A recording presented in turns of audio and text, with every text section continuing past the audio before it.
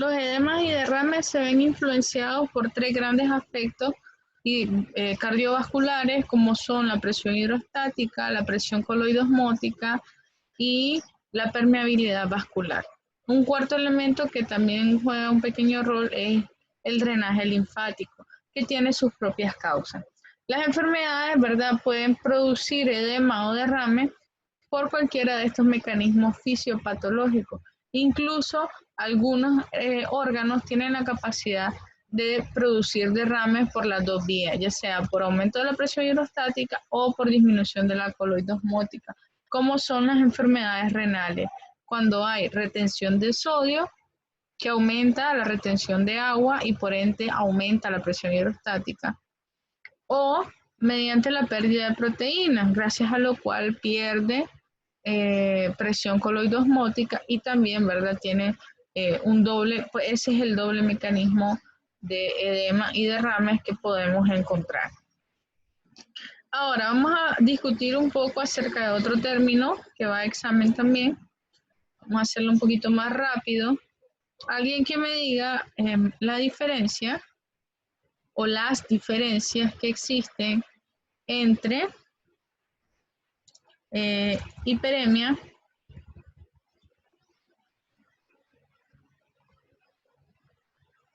y congestión. ¿Son lo mismo? ¿No son lo mismo? Bueno, en el caso de la hiperemia es de carácter inflamatorio, mientras que la congestión no.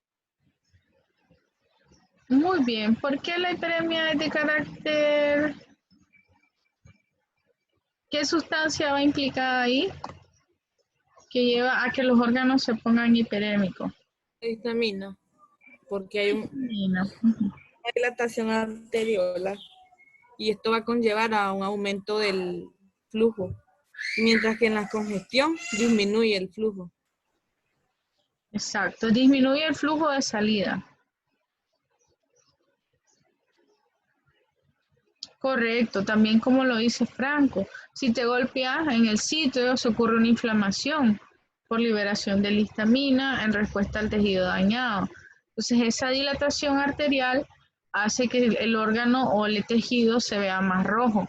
En cambio en la congestión hay menos salida de sangre y normalmente se debe a un proceso pasivo, es decir, donde no se consume ATP, relacionado con la parte venosa del órgano.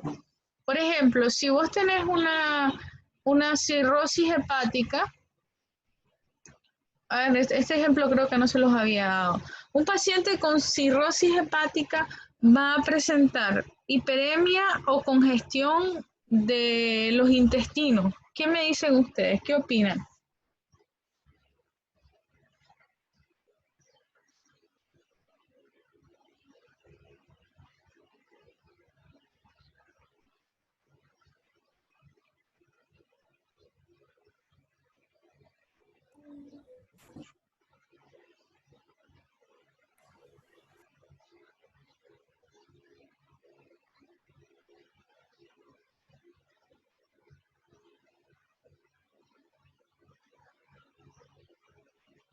¿Aló? Dice Daisy que congestión. Dice Jennifer que aumento del flujo sanguíneo, que por eso es hiperemia.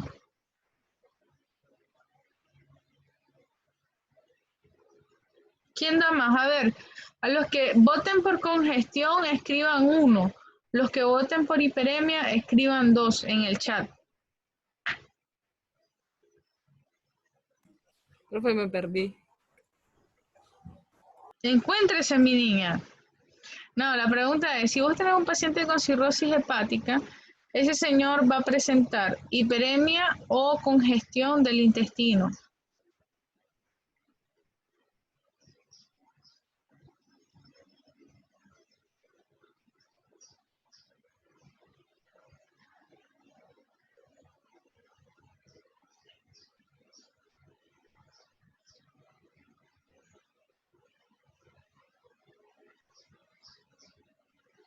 Solo 4 personas opinaron y seguimos empate. Va ganando hiperemia con Sergio.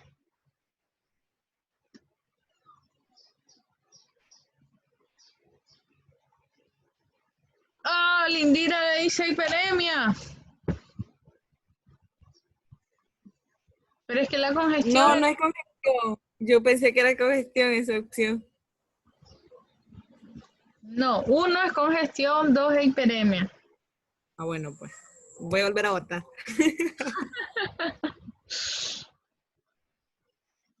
Ah, retoma la cabeza, congestión.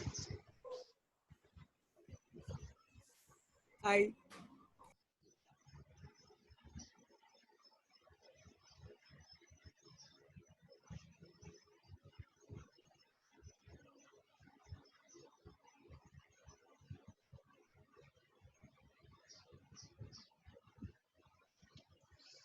Bueno, ganó congestión. Recordemos que desde los órganos intestinales, desde el vaso, desde los riñones, la sangre que está cargada de nutrientes o de sustancias reabsorbidas por el riñón, tiene que por fuerza pasar hacia el hígado para ser procesada. Y esto lo hace a través del sistema portal. La vena porta se va a ver obstruida en un paciente con cirrosis hepática. Recordemos que la cirrosis hepática es un daño del tejido hepático en donde este se ve reemplazado por tejido fibroso. Entonces, al haber una obstrucción o una dificultad del drenaje, entonces hay menor salida del flujo sanguíneo del intestino. Entonces, lo que se va a caracterizar por una congestión. Entonces, eso que les quede súper claro, hiperemia son procesos inflamatorios asociados a contracción de los músculos arteriolares que van a producir vasodilatación, contracción del endotelio que va a producir vasodilatación y aumento de la permeabilidad capilar. En cambio, la congestión es un menor drenaje del flujo sanguíneo. Y pues las patologías inflamatorias se asocian a hiperemia, las patologías de obstrucción de flujo o insuficiencia venosa se ven más asociadas a la congestión. ¿Ya? Excelente. Ahora vamos a pasar al siguiente gran aspecto que nos interesa, como es la hemostasia. En la hemostasia se pueden ver dos grandes trastornos o dos grandes tipos de trastornos. Si la hemostasia estuviera deficiente, ¿qué nos pasaría? Ahora, Sangrado. si la hemostasia está deficiente, nosotros vamos a tener sangrado o hemorragia.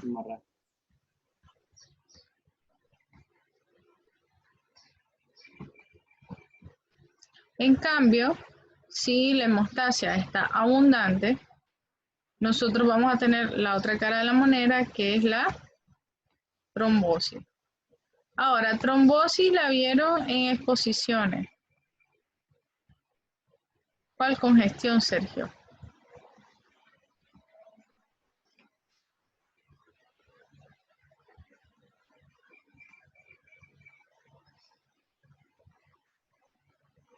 Ah, ok. Entonces la trombosis la vieron en exposiciones, de hecho Sergio, Zuleidi y Chessy lo expusieron. Pero bueno, estas dos grandes patologías se van a ver asociadas a la alteración de cómo funciona normalmente la hemostasia. Entonces yo les quiero evaluar que ustedes conozcan cómo ocurre normalmente.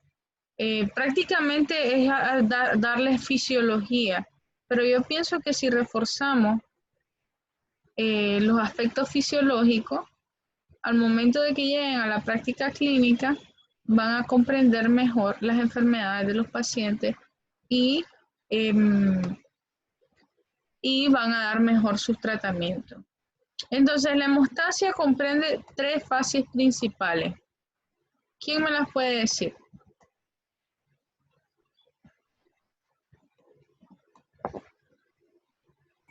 Vasoconstricción, hemostasia primaria y la secundaria. Ok.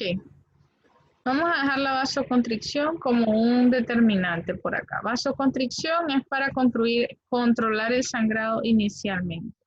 Después viene la hemostasia primaria. Después viene la hemostasia secundaria. Y por último me van a hablar de los, ¿cómo les digo? Procesos reguladores. Ya después le voy a explicar bien a qué se refiere eso. Procesos reguladores.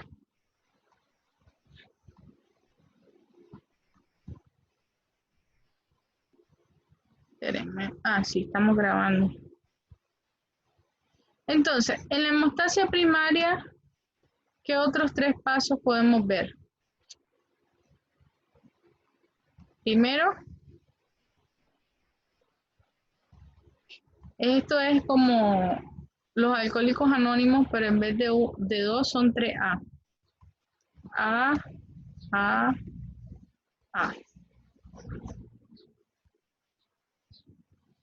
¿Quién se acuerda? Adhesión, activación y Activación, agregación. agregación y Entonces, adherencia. el orden es adhesión, Adhesión, que son los primeros que llegan. Activación, que es que los que llegan se activan, ¿verdad? Son los primeros en llegar a la fiesta, ellos se ponen pedo de primero y entonces llaman a más amigos y producen la agregación, que ya es donde se termina el tumulto, ¿verdad? Donde la fiesta se pone full, ¿verdad? Y esto forma lo que es la agregación, el tapón plaquetario inicial. Así es, Daisy, ganaron con la congestión bárbara. Entonces, volviendo a la hemostasia, tenemos adhesión, activación y agregación. Recuerden también que la activación comprende que las plaquetas cambien de forma, cambio de forma de la plaqueta y liberación de sustancias, como por ejemplo el tromboxano, ¿verdad? El AMP cíclico, entre otras cosas. ¿Entendido? Ahora, el problema es que en esta hemostasia primaria, el trombo es muy débil, se afloja. Entonces, tenemos que recurrir a la hemostasia secundaria. En la hemostasia secundaria vamos a tener, ¿qué cosa? La cascada de la coagulación. Ya estoy de nuevo como Dora la exploradora. Entonces, en la hemostasia secundaria tenemos una vía de activación extrínseca y una vía de activación intrínseca.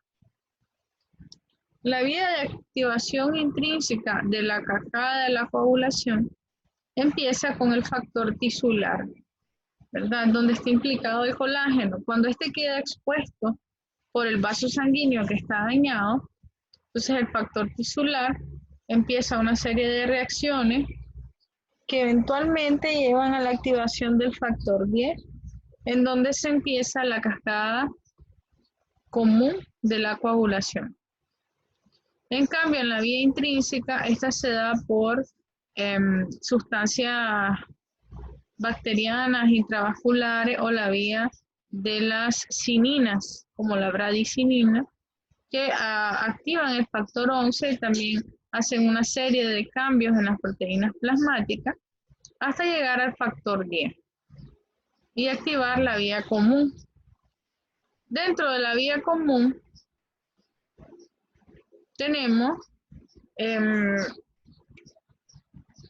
la activación de la protrombina, que se convierte en trombina y va a estimular la conversión de fibrinógeno a fibrina, y luego esta fibrina, gracias al factor 13, va a polimerizarse y formar trombina estable. perdón, fibrina estable, que es el producto final de la coagulación. La fibrina es una proteína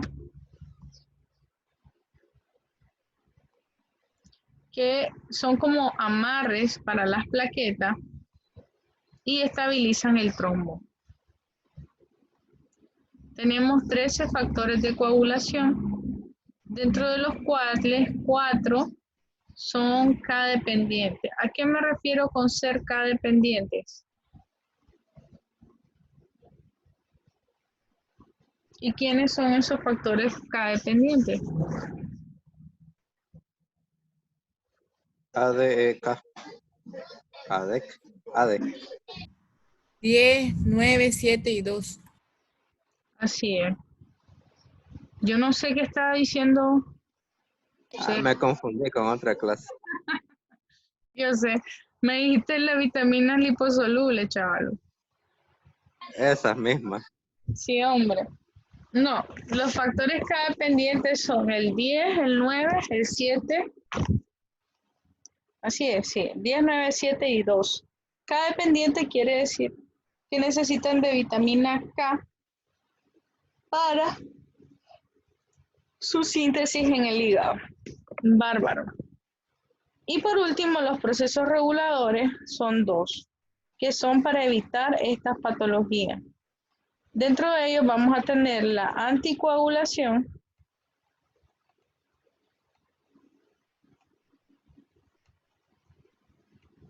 y vamos a tener la fibrinólisis.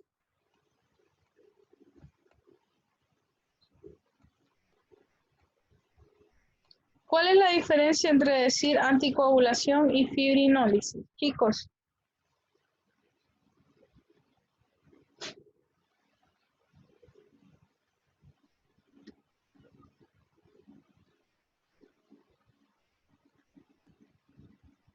Y en la anticoagulación Como dijo. bloquea la cascada de coagulación y en la fibrinólisis se destruye la fibrina ya formada.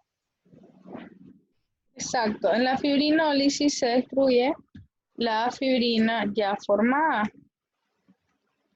En la anticoagulación vamos a tener bloqueos de la cascada de la coagulación.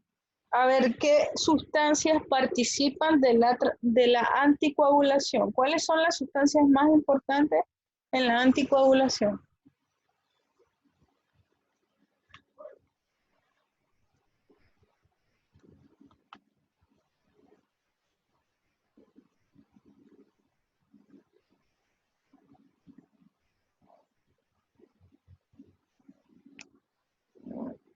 Chicos, vamos, heparina con H. La heparina, tenemos la antitrombina 3. La warfarina la warfarina no es parte del proceso fisiológico, pero sí, es un anticoagulante que bloquea, como dice su nombre, la anticoagulación. Dígame, Emily, que levantó la manito.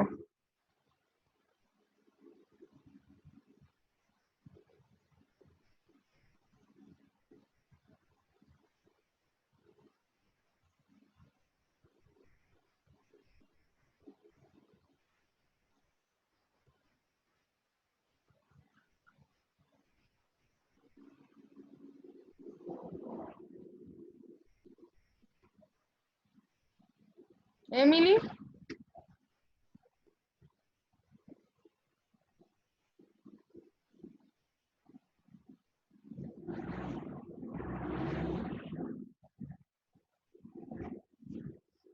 Bueno, entonces sustancias anticoagulantes, las principales son la heparina y la antitrombina. La warfarina es un anticoagulante sintético.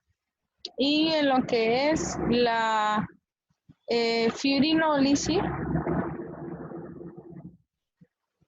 ¿quién me puede hablar de la sustancia que efectúa la fibrinólisis en nuestro cuerpo?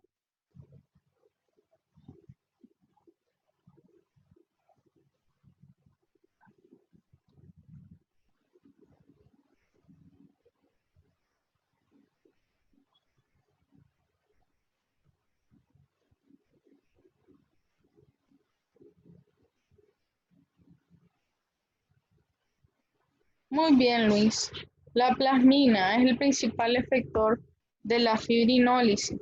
Entonces, cuando ocurren alteraciones en cualquiera de estas vías, nosotros vamos a tener ya sea sangrado o trombosis. Normalmente la hemostasia primaria se ve afectada o va a predisponer a los pacientes al sangrado.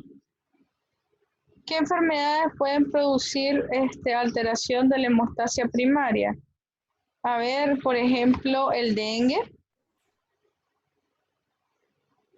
Si tenemos dengue, no hay plaquetas y no va a ocurrir nada de la hemostasia primaria. Si tomamos aspirinita, ¿por qué se produce el sangrado? ¿Alguien me puede decir?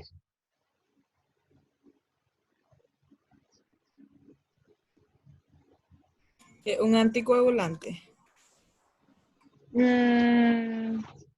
Sí, por eso produce sangrado, si abusamos de él. Pero, ¿cómo actuaría? Porque es Actúa. un antiagregante plaquetario. Exacto. Él bloquea la acción del tromboxano, que es un activador plaquetario. Cuando hay liberación de sustancia, esto no ocurre. Entonces, si no se agregan las plaquetas, no se termina de formar el trombo plaquetario y no se da bien la hemostasia primaria. Ahora, ¿quién me cuenta de la hemofilia? ¿Qué es la hemofilia?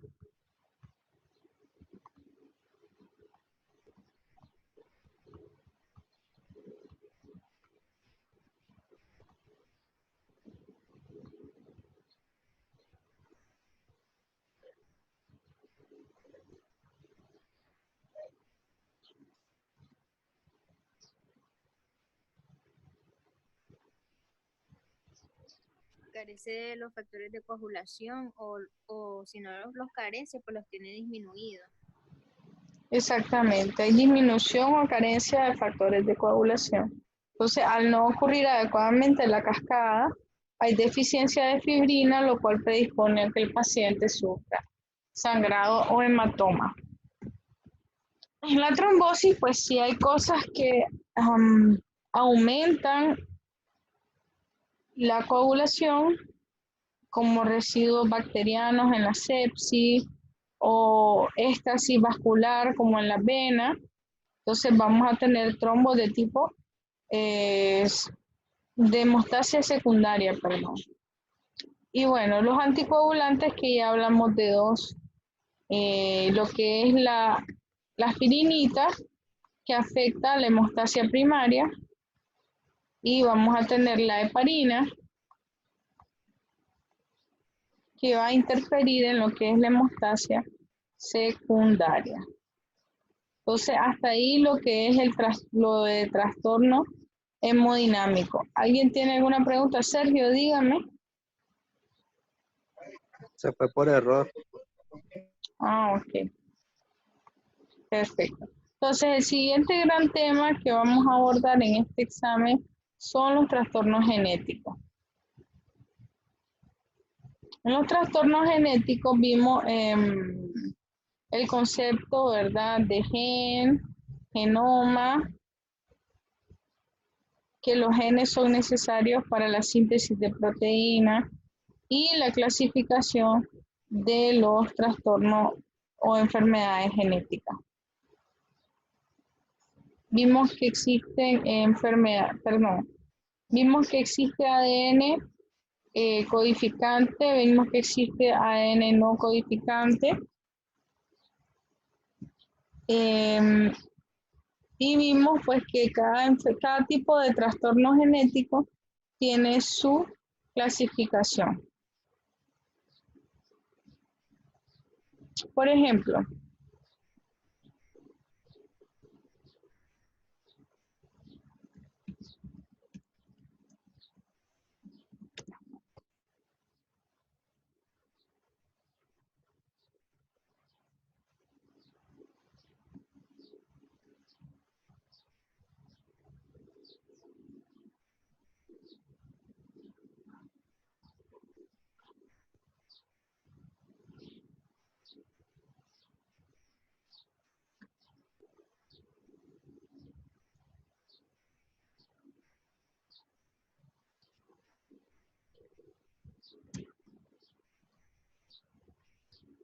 Por ejemplo, acá tenemos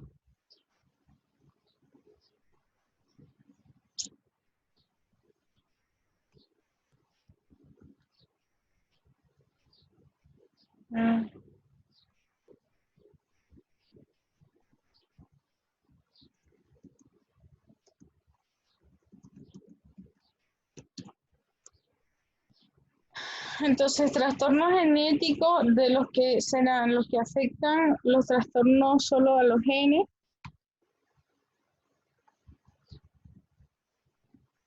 Y los que afectan a los cromosomas. Dentro de los genes podemos encontrar los patrones de herencia mendeliana, dentro de los cuales encontramos los trastornos autosómicos recesivos, autosómicos dominantes y ligados al cromosoma X.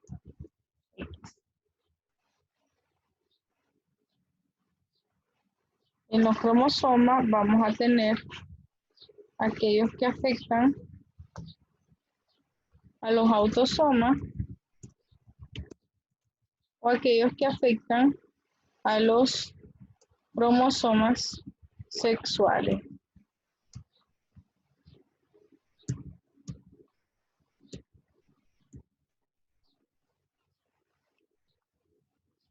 Por ejemplo, acá los trastornos autosómicos recesivos, ejemplo, decía ya anteriormente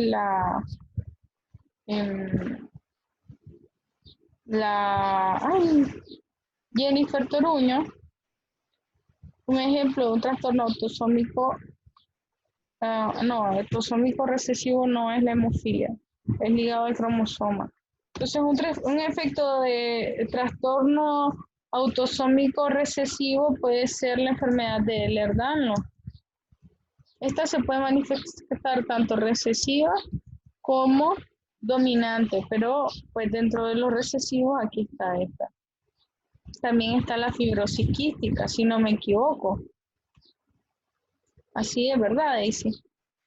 Ehlers-Danlos, la fibrosis quística, autosómico recesivo. ¿A qué se refiere con recesivo? Dominante. Bueno, cuando ustedes tienen una persona, esa persona tiene dos alelos del mismo cromosoma. Un alelo es este y el otro alelo es este. Igualmente aquí tiene el otro.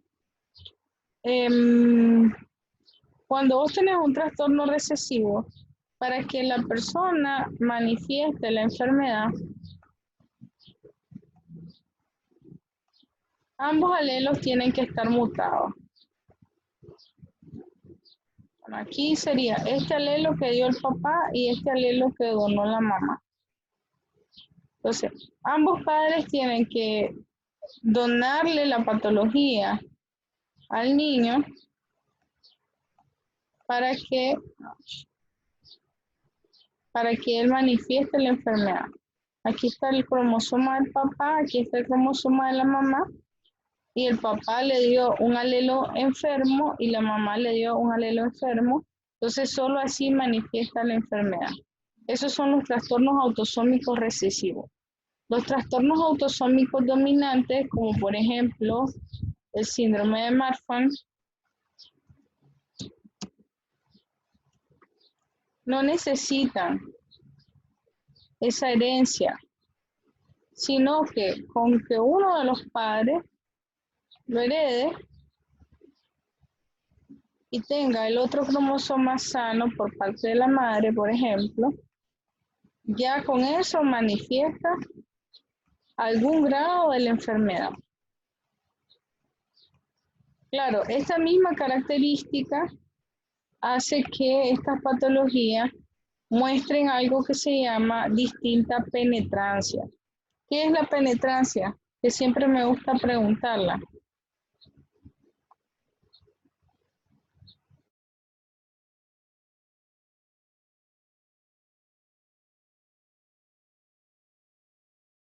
Es la cantidad de individuos de una población que presentan la misma enfermedad.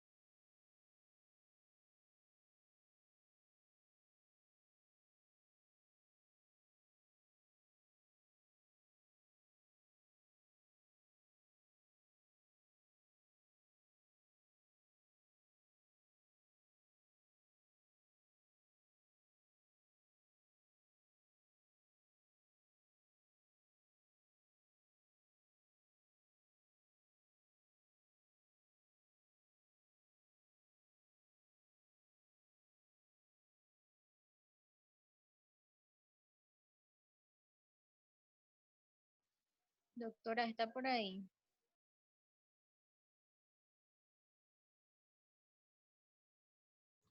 Ay, estaba hablando con el micrófono apagado. Entonces,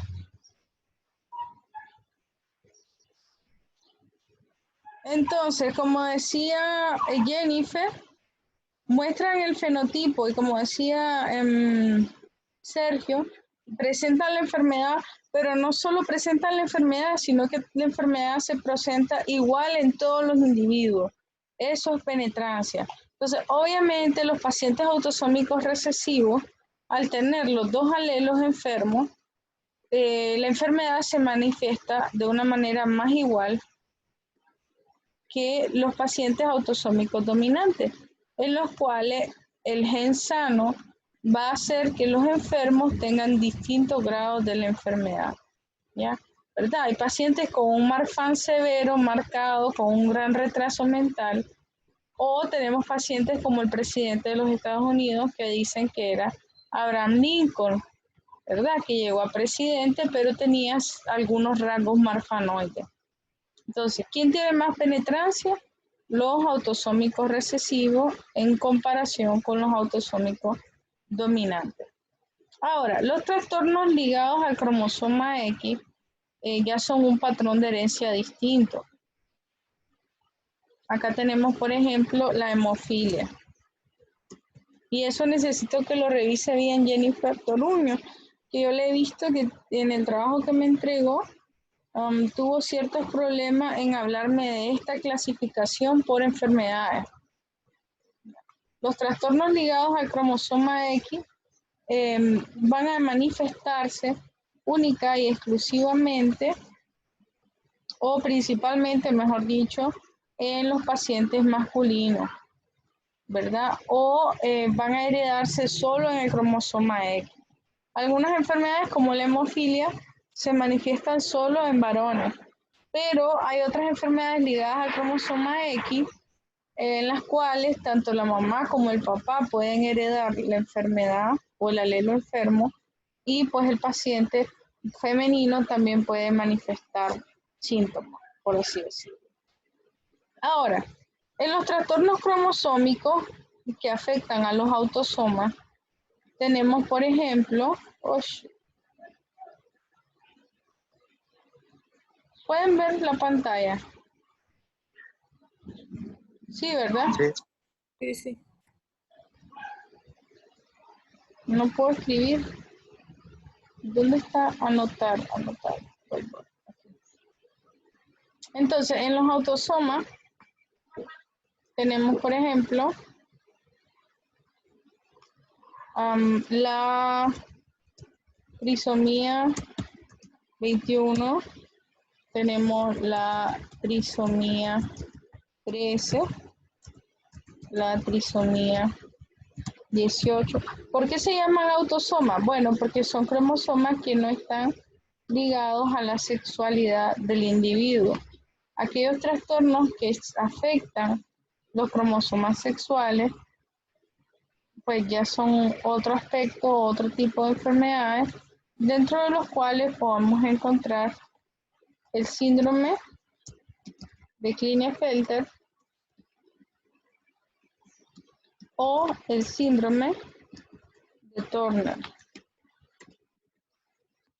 Y pues está por último el mosaicismo gonadal, que es un ejemplo de trastorno genómico, en donde todo el número de genomas está afectado. ¿Me estudian, por favor? No sé si...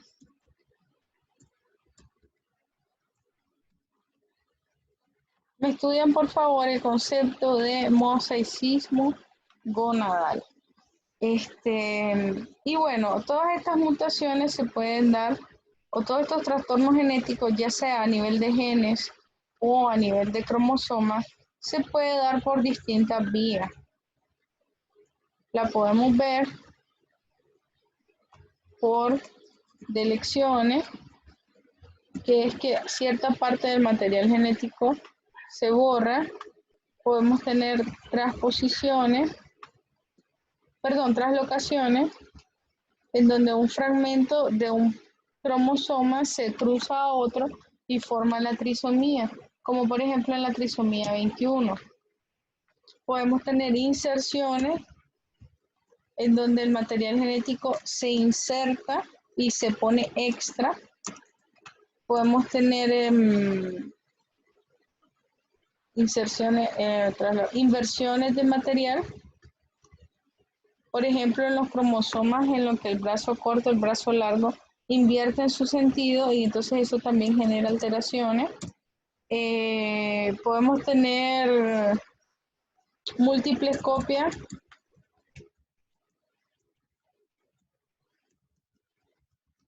de nucleótidos,